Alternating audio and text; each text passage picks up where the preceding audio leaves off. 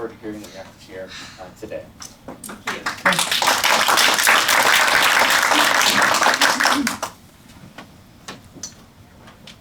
How many of you were here last time? Okay. The plant thing? Yeah, on microbiome. Okay. Well, if you didn't hear that one, maybe you'll like to go back and hear what my passion is to teach people about the gut bacteria because it does so many awesome things. I'm a registered dietitian, and I have been involved in helping people move to the next level my whole career, doing a lot of corporate wellness where people work and in schools and in churches.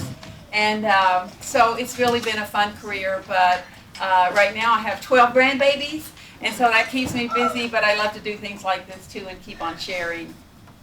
The first thing I'd like to ask you, and I would like for you to share it with somebody at your table, what do you think the most important health thing is? What do you think is the thing that is the most important to keep us healthy? Tell somebody next to you what you think the most important thing would be to be healthy. I was just going to say yes, because I almost died last 2014 because I didn't get enough sleep. It literally was Exercise.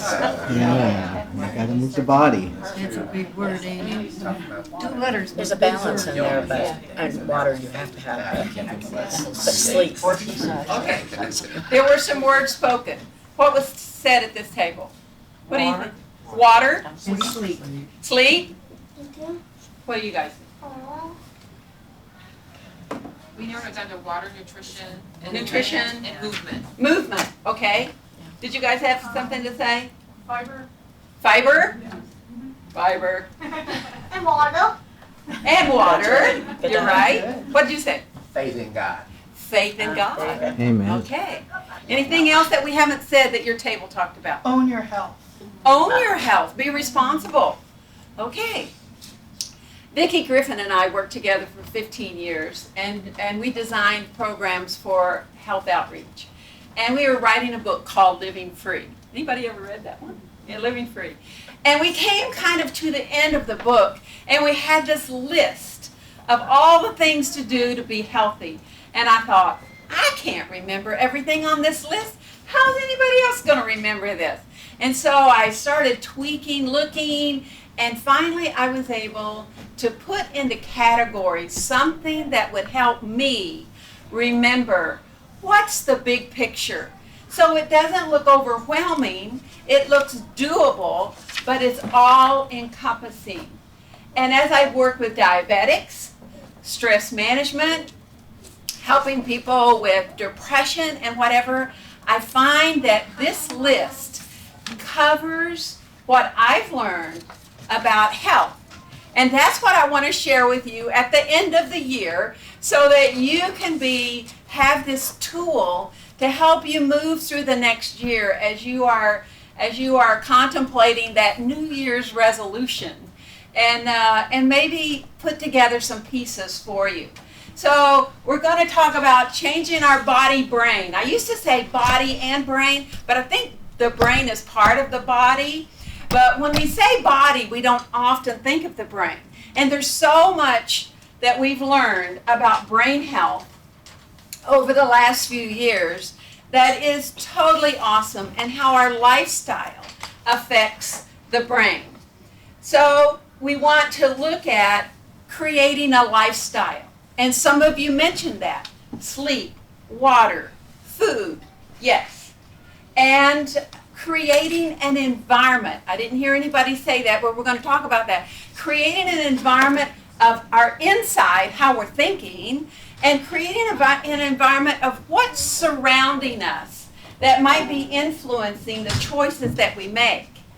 And the third is to create connections. We need each other to help us move through life in the best and healthiest way. And we need a connection with God, as was mentioned. So these are the places that we're going to go in this short little time we have together. So creating that lifestyle. And one of the things mentioned was nutrition.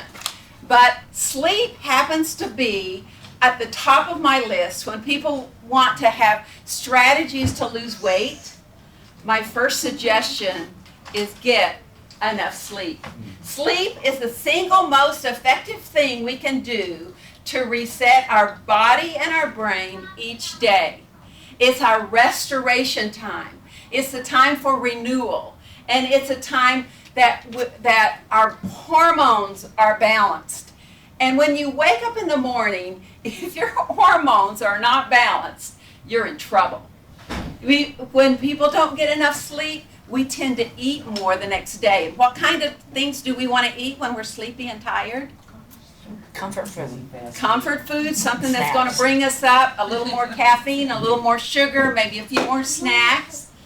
We can't work against our hormones, our insulin, our leptin, our ghrelin, our glucose level, glycogen.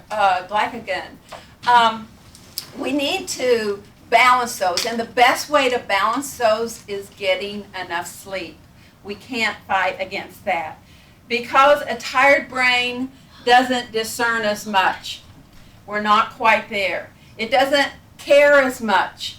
When I'm tired at the end of the day, maybe I deserve that big bowl of Ice cream. fruit. You got it. Ice cream. Doesn't resist as much walking through the kitchen and I just happen to see something that I can grab. When I'm tired, it gets harder to make the right decision. Fatigue selectively targets the highest order of cognitive mental function, and critical thinking becomes, whoa, impossible, according to this researcher. So when we're tired, we need to really be on guard and do what we can to avoid that. I see some water bottles around here. I just ran to the car to get mine. I thought, I need my water bottle too. You carry it around. Okay, everybody that's got a water bottle, let's just take a sip. Okay. Let me see them. Let me see those water bottles. Yeah. Mm-hmm. But you usually have it with you, don't you?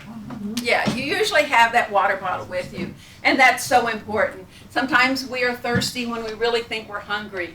And when we drink enough water, it's kind of like trying to do dishes. And I know a lot of people don't do dishes anymore. They just put them into the dishwasher. But it's trying to like doing dishes in a little bit of water or a nice big sink of water. The job can get done better when our body is totally saturated with the amount of water that it needs. And it can help to reduce fatigue. Anybody here has become a more conscious, intentional water drinker? You maybe used to drink other stuff, and now you've changed to water. Anybody do that? Yeah. And what was it that you changed from? I don't drink any coffee anymore, ever. Did you used to? A little bit. A little I was bit. never addicted to it. But Uh-huh. But you made a change. Yeah. Do you think that was something that was beneficial to you? Probably health-wise, I'm sure. No, a lot less sugar. When you get thirsty, what do you think of first to drink? Water. Water. Yeah, that just happens to be the natural reaction. And sometimes if you have an issue with drinking other things, then don't do artificial sweeteners. You listen to our microbiome presentation last time. It really messes up your gut bacteria. So learning to enjoy water. And where we want to get with nutrition and lifestyle choices is that it's something that's enjoyable. There's only just so much that we can just plow through in our life. But when we see the benefit and we can see it as something that you naturally gravitate to, then you don't have this war going on in your head all the time. How about hot and cold showers? Anybody do hot and cold showers here? Yeah. When did you start doing hot and cold showers? Last year. And why? Well, my son started taking showers with me. He's one, Yeah. 2. He said he really likes cold showers. I like hot showers. Yeah. So now we do both. We go back and forth, and it turns out it's beneficial. Yeah. Yeah, what do you do, Isaac? If I'm sick, and only when I'm sick, because I do not like cold water, but I don't like being sick more, I will do hot and then cold and hot and cold to kind of shock my body and get the blood. So you're doing it for your health. Correct. Yeah. When I heard about this, I heard that these hot and cold showers, especially when COVID was coming around, Right. they said, I kind of learned it before then, but got a little more intentional during the COVID time, that it activates your immune system, your T cells and your killer cells. So the plan is, and it sounded so awful to me, the plan is first 3 minutes of warm, and I like that, and then a few seconds of cold. And the way I do it is I barely get to cold.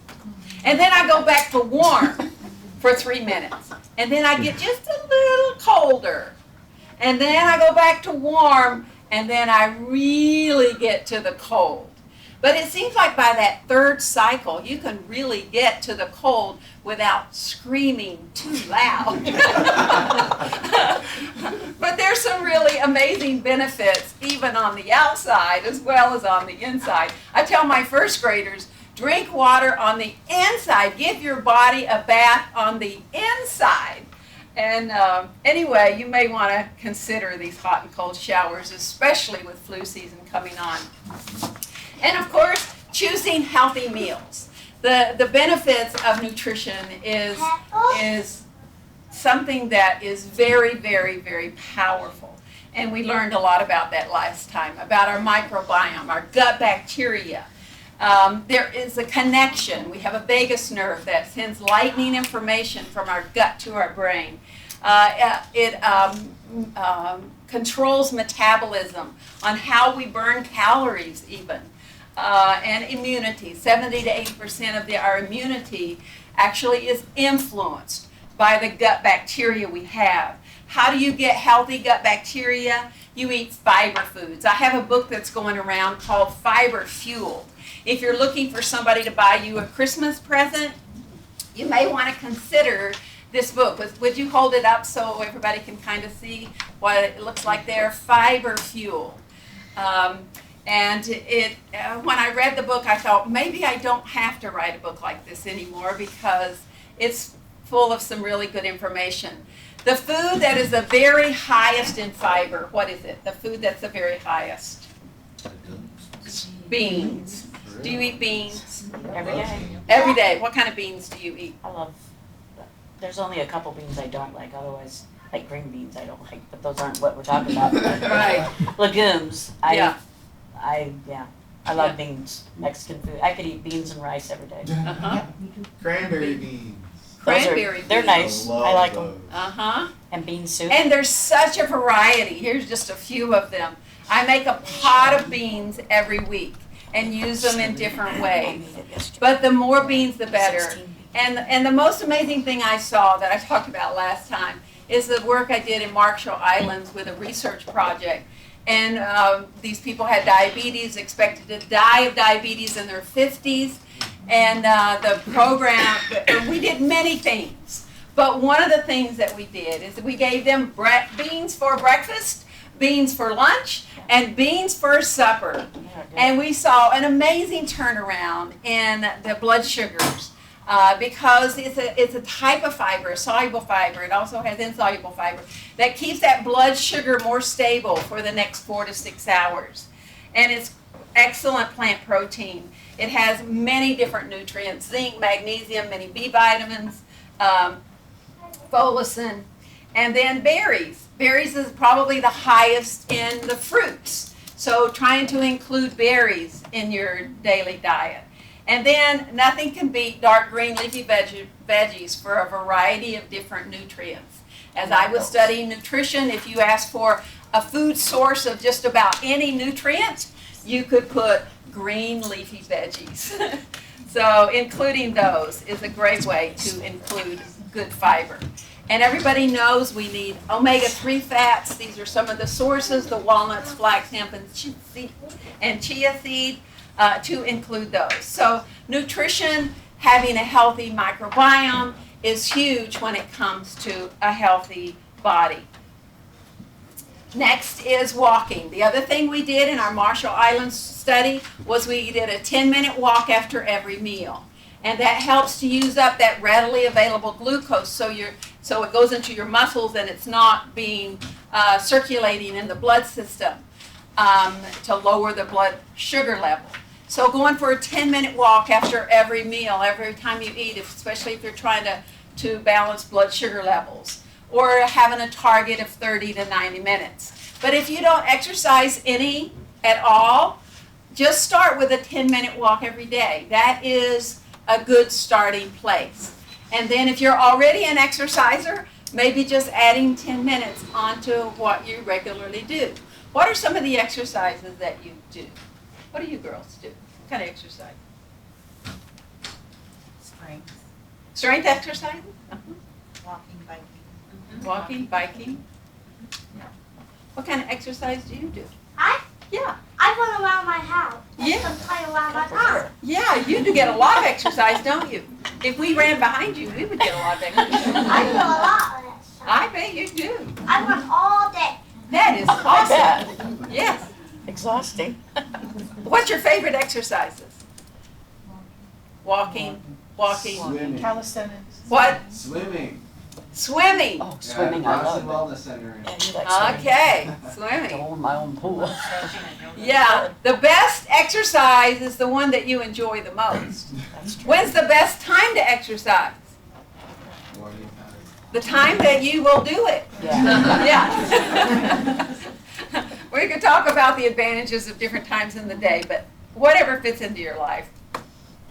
Fresh air, exercise, and rest increase energy and are very powerful weapons against stress, against cravings, and against relapse. So make your schedule. Go to sleep on time. The best day starts the night before. Getting enough sleep. Get to bed on time. Drink up, wake up, and drink a glass or two of water. Anybody have that habit of when you first wake up, you drink some water? Yeah. I started out with just 1 cup because that seemed like a lot. And then pretty soon it's 2 cups. And now I wake up so thirsty, it can be even more than that. But that gives your body a bath on the inside, yeah. And having some exercise, some quiet time, eating smart, having a breakfast that has plenty of fiber. People who don't eat breakfast with fiber in it, they get the cravings mid-morning or mid-afternoon or right before they go to bed because the body is trying to catch up. So make sure you've got plenty of good breakfast in there. Having time with others. Okay, so to create a lifestyle has many components to it. And we kind of know some of those things. But that's one aspect of living a healthy lifestyle. Another is to create an environment. And the first thing we're going to talk about is creating an environment inside. What am I thinking? Do our thoughts have something to do with our health? Oh, yeah. Absolutely. Why? Stinking thinking. Because why? Stinking thinking. Thinking. Yeah. Yes. Thinking.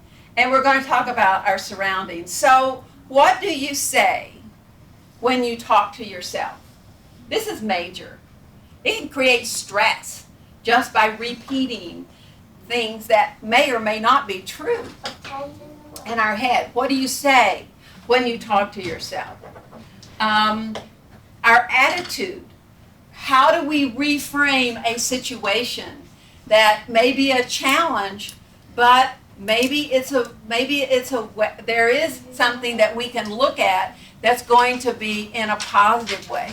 Have you noticed that the challenges in your life sometimes can teach lessons or can open up other opportunities, or we can see how God really works in amazing ways through some of the challenges in our life.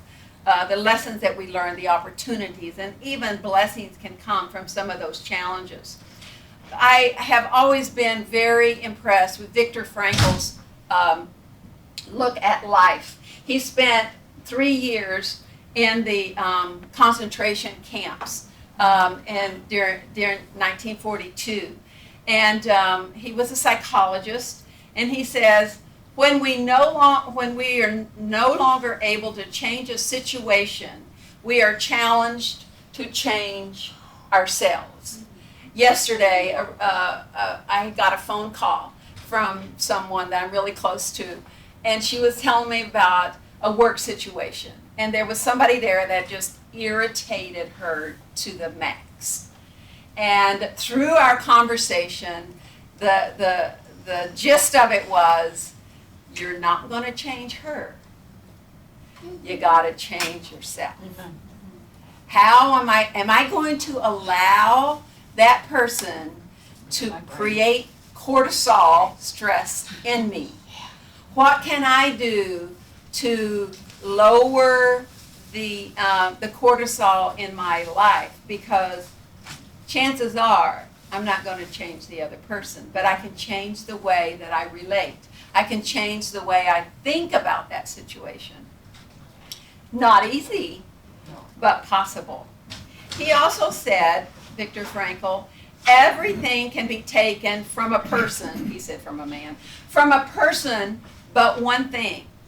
The last of the human freedoms is to choose one's attitude in any given set of circumstances, to choose one's own way. So even though he was in the worst of the worst of the worst situation, he was able in his mind to cope on a day-to-day basis. They could take everything away from him, but they couldn't take away how he was choosing to look at the situation and life. And we could spend a whole lot of time on that one. One of the things we've seen is there's so many studies about gratefulness. One of my aunts lost her husband in a car accident when he was younger. And her solution to coping, she tells us, is that every day she would list 3 things that she was grateful for. And that was the beginning of her day, is to set her mind on what she was grateful for. And she couldn't repeat the same thing twice, is what she said. So there's something that switches the gears. Our thoughts affect us physically. There's a book called Your Body Keeps the Score. It knows what's going on, and you can't trick it. And so how do I cope with some of these challenges that's going to happen in our everyday life? And then our external environment, what surrounds you. One of my most favorite things is, I live in Berrien Springs, is to take walks out on Lake Michigan. No matter the weather or the season, I love Lake Michigan. It's all about the clothes. You have to have the right clothes. And sometimes you have to have a face mask. And maybe the other day I told my husband we needed to wear our goggles because the wind was so strong. And we thought, oh, we better put those in the backpack next time, just in case. Because on the lakeside, sometimes it's very windy. But being out in nature is a refreshing experience. Whether it's by the water or if it's in the woods, which is another place that we love to go. And in the Asian countries, the doctors even write a prescription called forest bathing. You just go and you sit in the woods for whatever the prescribed time is. There's healing in that experience of being in the woods. And maybe you've noticed that if you have issues, that you can go for a walk in nature and you can do your crying. I am a divorced woman. I went through a divorce. It was very devastating. And my experience was to walk in the woods or by the Lake Michigan, cry my eyes out, and then I would pray, and then I would sing. And somehow that would reset me for a while until it was time to go back again. This is my son, and his work environment could be cleaned up a little, but one of the things here is that he has a job that he does on the computer, and so he has a treadmill. And so he walks on the treadmill while he does his work virtually. Also, our work environment. What kind of food is available? I did a lot of corporate wellness, and so we had to look at the culture and what was going on on people's desks in your work environment. Do people have like candy and things to pick up when you walk by, and you know who has the chocolate and who has the mints and who has the whatever? And it's so natural just to walk by and get your handful and walk out. But if it's there, you're probably going to eat it. I've also done some work in people's homes, going for nutrition consultations, medical nutrition therapy. And one time I went to see this guy. He was in his lazy boy chair, and I'm sitting there talking to him, and he had this little machine right beside him, and you could just put your little thumb on a lever, and you could get a whole handful of chocolate M&Ms. Wow. And I saw that there, and I looked at it, and I said, do those M&Ms tempt you? I said, they're so close. And he looked at it for a minute, and he goes, I guess they do. But if it's out there, or if you have things in a see-through container in your kitchen, and you walk through, maybe that's a cue, and maybe that's something you'd like to do something about. It can even happen in a car. What kind of stuff's in your car? Are you taking your water bottle with you? When I leave home, I have something I usually have a can of peanuts and my water, just in case, I might need something before I get to where I can make some better choices. Make it easy to make good choices. Have good foods in your refrigerator and available. So create a lifestyle, create an environment, and create connections. Connections with others and connection with God. Do we really need friends? You guys need friends? Yeah. Why do you need friends? Talk. First of all, it's fun. But what happens when there's challenges?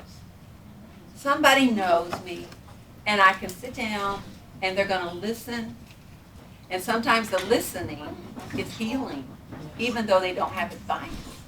You experienced that? We need friends. And when I read this research, when we were doing programs on relationships, I was doing lots of travel at the time. And I was kind of losing some connections with my buddies at home. And I thought, I've got to do something about that. And so I made a deal that at least twice a month, I was going to call up a friend and make sure we got together for lunch or go for a walk together, so that I could keep those friendships strong. Because I'm not going to travel forever. Someday I'm going to retire, which I did. And so I held on to those friendships, and they're so precious. We need each other. Lacking social connection can increase the risk for premature death as much as smoking up to 15 cigarettes a day. Now, what kind of study is that? I mean, is that amazing? I mean, we all know what 15 cigarettes would probably do to us. But just being lonely and not having social relationships, it also increases risk of heart disease and stroke. Because what's going on in our head is manifested in our body and in our health. It's seeking out those people, calling up somebody, inviting somebody over, go for a walk.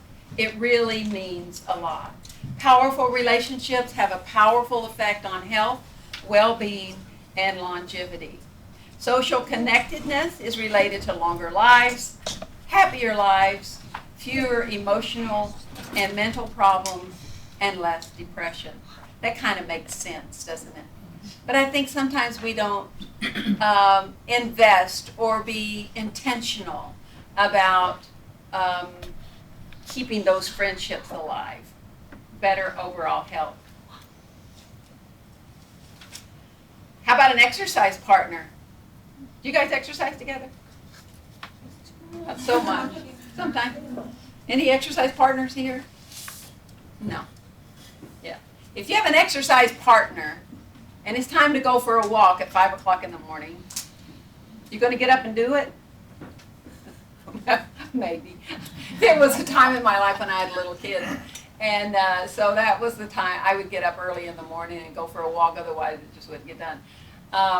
But you know, she's waiting at the corner, you know. And so you get up and you go. And you know, if you've got a friend or you join a class or something, you're more likely to show up.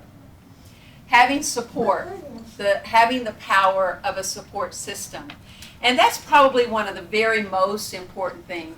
I was working on a stop smoking program once, and Dr. Weaver, who lives in Detroit, was very intentional about doing stop smoking programs. And it was needing an update. And I was talking to him, and he goes, you know, you can say anything you want to in those seminars. But what's really going to help somebody stop smoking is if you call them every day. And if you're friends with them. And if you give them support. I think that's true for weight control too. But we need support from each other.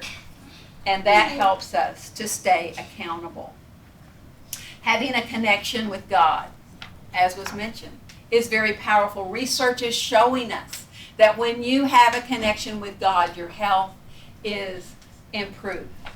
Spiritual health is at the center of a balanced lifestyle and invites us to chill, to rest, to know He's going to take care of it no matter how big it is.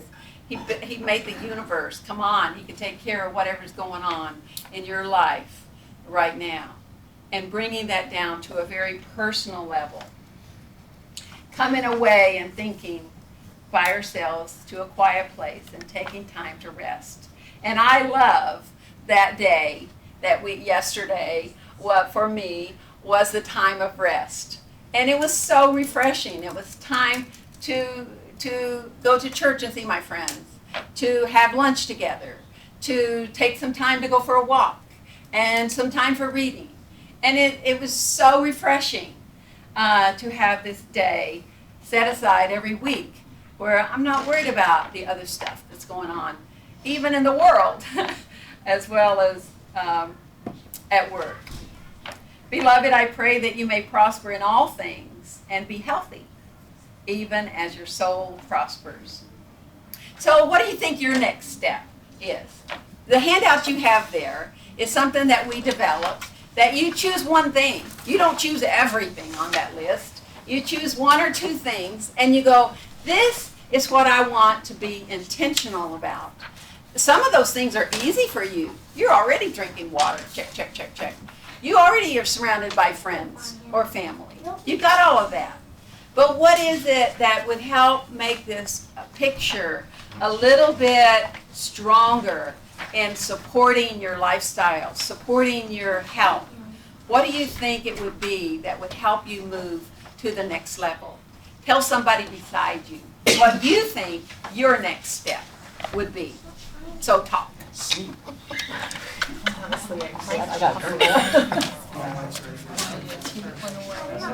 All that brain fog went away. He says, yeah, it does. And But there's so much information out there. at the time, I think it's and stupid. It's he not said, right, because walk it sounds 45 so minutes a day. That's all. weird. Just do that every day. And she takes Saturday off because that's her Sabbath, and she just, and it's a day off that way. So 6 days a week, she walks 45 minutes a day. And she doesn't try to go further. And she doesn't go less. She just does that. So would anybody like to share something? They come about. Is there anything over here that you'd like to share at your table? Just don't follow the. Oh, I just know I need to sleep and drink more water. Sleep, get better sleep and drink more water? Yeah, but I have a question about the sleep, so. Okay. And balanced Okay. exercise. Is there anything here that anyone would like to share about what you shared or not? Yeah, What you said about Dr. Weaver, about really helping someone to stop Yeah. smoking, yes, call them every day. yes. I've never tried that, to call them Yeah. every day. And so The having that connection. Yeah. And I think for our weight control, I mean, we are in a society that is full of temptation. And people want to do the right thing, but our environment is so influential on the choices that we make. And so to have that, you know that you're going to talk to somebody every day or on a regular basis, maybe it's every other day or showing up every week or something, is so powerful. Al-Anon has proven that being engaged and having a sponsor, that's what the sponsor's for, Yes. has been quite Yes, successful. sponsors are very, Right. yes, Very important. pairing people up. Right. Yes. People don't have to be an expert to No. be a support. No. Right. Anything here that you shared? We all have different ones. And these Yeah. were more on nutrition. More on Some are nutrition. Cheese and Oh, okay. Cheese and cake.